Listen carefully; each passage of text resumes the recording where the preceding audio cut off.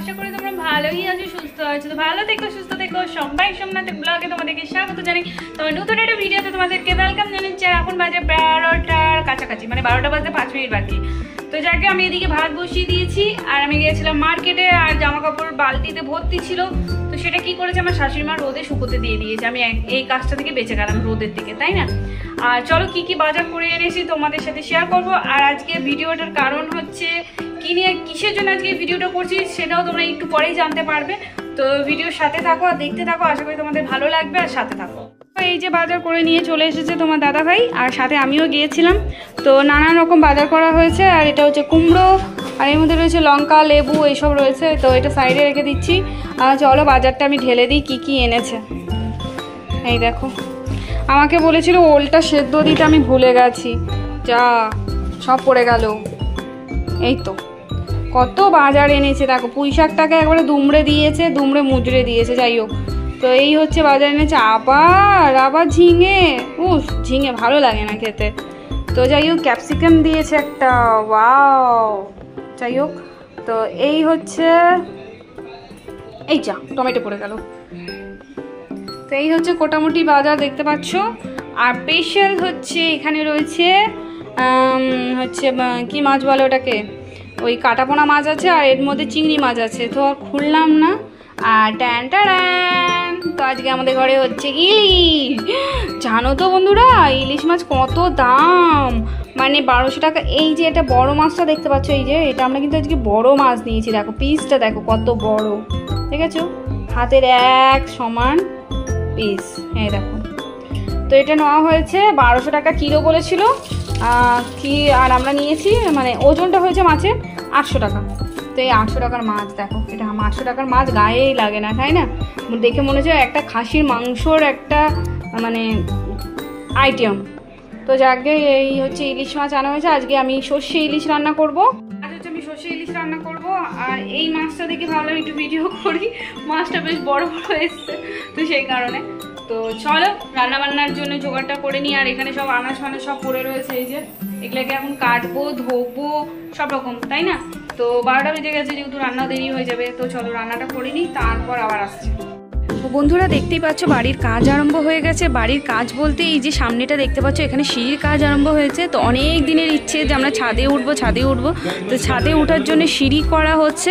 আর এখানে দেখো বোঝোকে তুলে দেওয়া হয়েছে খাটের উপরে। ও একদম খাটের উপরে থাকতে যাচ্ছিল না, যেহেতু চারোদিকে তারের কাজ হচ্ছিল, সেই কারণে ওই জন্য ওকে খাটে তোলা।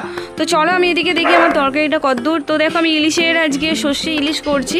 তো সেখানে হচ্ছে আর কি বসিয়ে দিয়ে আর আমি এদিক ওদিক করে বেড়াচ্ছি। তো যাই হোক, ফাইনাল হয়ে গেছে, আর একটু ফুটলেই হয়ে যাবে।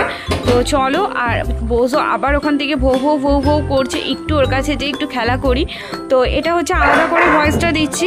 তখন অতটা কাজের চাপে তখন অতটা মাথা ছিল না যে কি করব না করব, সেই কারণেই দেখো কিরমভাবে চিল্লাচ্ছে।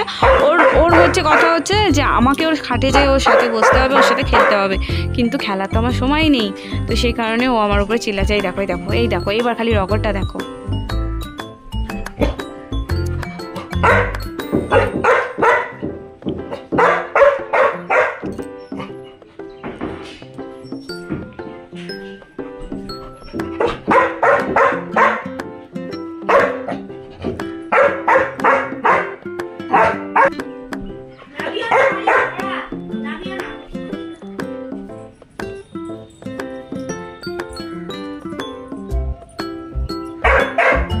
আমি বাইরেটা চলে এলাম। তো চলো তোমাদেরকে একটা ম্যাজিক দেখাই। তো ওই সিঁড়িটা দেখো ভেঙে ভেঙে পড়ছে কিভাবে।